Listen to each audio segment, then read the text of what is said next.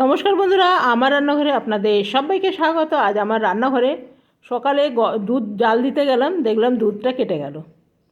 তো মনটা খারাপ হয়ে গেল। সকাল সকাল এরকম 1 কিলো দুধ, এটা পুরো 1 লিটার দুধ আছে, দুধটা সঙ্গে সঙ্গে কেটে গেল। তো কি করব, এখন বানিয়ে নিতে হবে এটা ছানার ডালনা। উপায় নেই। তো দেখছেন, কিন্তু এই দুধটা ভালো, জানেন, দেখছেন জল খুব একটা বেশি নেই, ছানাই বেরিয়েছে। তো আপনাদের ঘরে এই গরমের দিনে প্রায় বাড়িতেই এটা হয়ে যায়, একটু যদি গরম করতে দেরি হয়ে যায় তো দুধটা কেটে যায়।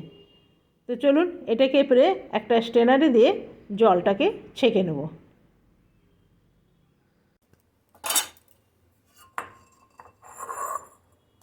একটা নিয়ে নিলাম স্ট্রেনার।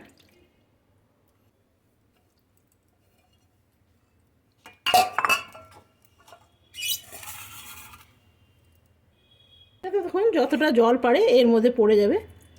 এই যে,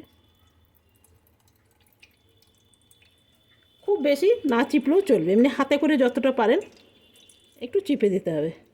তবে এটা নিজে নিজে ফেটেছে তো সেই জন্য আমি আর ধুলাম না, ভিনিগার টিনিগার দিয়ে করলে একটু ধুয়ে নিলে ভালো হয়। এটা তরকারি ভীষণ ভালো হয়। চলুন এটা হোক, ততক্ষণ আমি আপনাদের দেখাই কী কী লাগছে। এটা একটু সরিয়ে রাখি। লাগছে পেঁয়াজ কুচি, আর এখানে কেটে নিয়েছি একটু আলু। আলুটা অপশনাল, চাইলে দিলে ভালো হয়।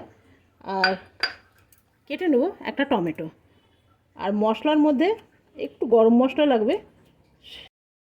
এইখানে আমি বানিয়ে রেখেছি সবজি মশলা।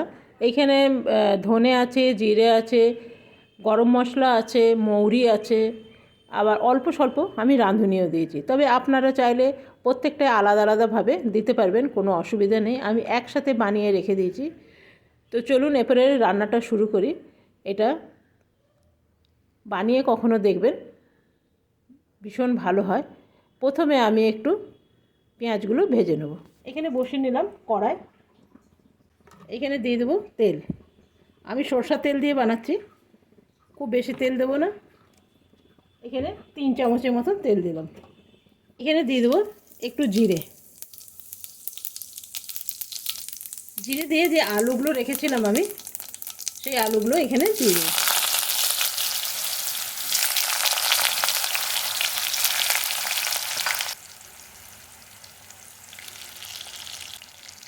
এখানে হলুদ দেবো, খুব নামমাত্র, বেশি হলুদ না।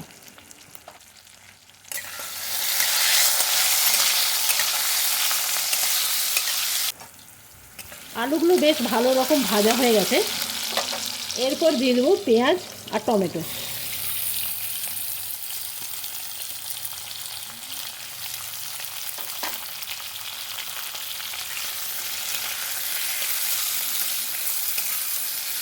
দিয়ে দেবো আস্ত 2টো লঙ্কা। এইখানে দিয়ে দেবো তেজপাতা। এরপর আমি গুঁড়ো মশলাটা এখানে দিয়ে দেবো। এখানে দিয়ে দিলাম 1/2 চামচের মতো। আর আরেকটু আমি দিয়ে দেবো, 1/2 চামচের চেয়ে কম। তবে আপনারা চাইলে এগুলো প্রত্যেকটাই আলাদা আলাদা দিতে পারবেন, ধনে, জিরে আর শুকনো লঙ্কা আর গরম মশলা সবগুলোই আলাদা আলাদা করে দিয়ে ভালো করে ভেজে নিতে পারবেন। তো দেখুন এটা আমার ভাজা হয়ে গেছে। এরপরে দিয়ে দেবো সামান্য একটু জল, কেন গুঁড়ো মশলা না, একটু জল দিয়ে ভালো করে কষিয়ে নিতে হবে। এগুলো আমি দিয়ে দেবো।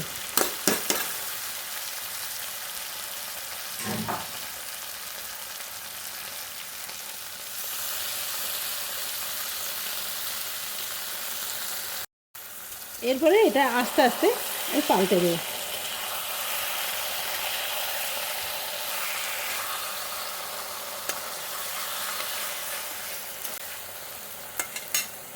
তেজপাতাটা উঠিয়ে ফেলে দেবো। এটাতে দেবো খুব সামান্য চিনি।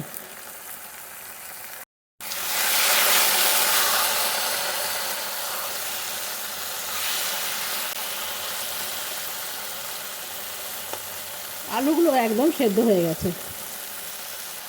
দিয়ে দেবো খুব সামান্য জল, আর একটু আলুগুলো সেদ্ধ হবে।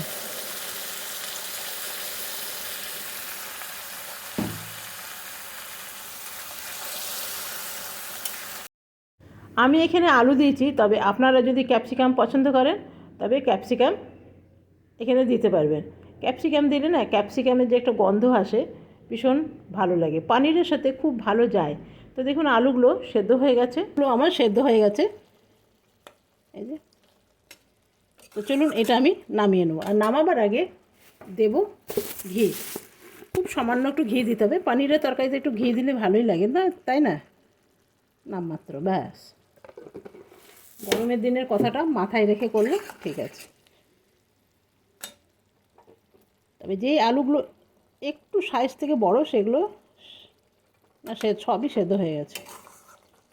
চলো এটাকে এবার নামিয়ে নিই। কেমন লাগলো বন্ধুরা অবশ্যই জানাবেন। মানে এইটা আমার ছেলেদের টিফিনে দেওয়া হতো, আর ভীষণ খেতে ওরা পছন্দ করতো। দুটো পরোটা, লুচি কিংবা রুটি।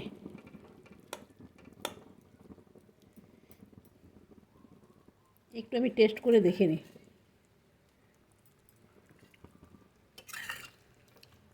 কি ভাগ্যিস টেস্ট করলাম, নুন একটু লাগবে।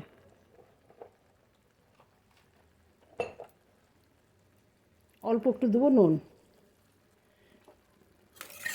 তবে এটা স্কুলে টিফিন দিতে গেলে একদম জলটা শুকিয়ে দিতে হবে, একদম যেন জল না থাকে, না তো টিফিনের বাইরে হয়ে যাবে। আর যদি ঘরে খান তো কোনো প্রবলেম নেই, একটু জল থাকলে বরং ভালোই, রুটি বা ভাত দিয়ে খেতে ভালো লাগবে। আলুগুলো একটু ছোটো ছোটো টুকরো করে দিই। দেখছেন, সব সময় যে পানির বানিয়ে খেতে হবে বা ছানার ডালনা বানিয়ে খেতে হবে তা না, এরকমভাবেও খাওয়া যায়, দারুণ লাগবে।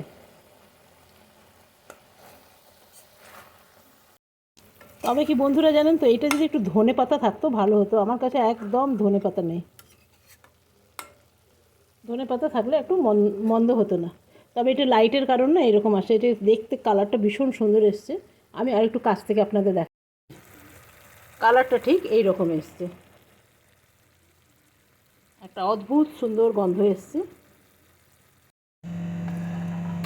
আমি এটা খাবো ভাত দিয়ে, এনে নিয়েছি প্লেন ভাত। এই তরকারিটা বানিয়ে দেখবেন, অসাধারণ লাগে। গরমের দিনে আমাদের ঘরে প্রায়ই প্রত্যেকের ঘরে দুধ কেটেই যায়। তো যদি দুধ ফেটে যায় তো মন খারাপ না করে এইরকমভাবে দুপুরে বা রাতের জন্যে বানিয়ে নিতে পারবেন এইরকম ছানার ডালনা।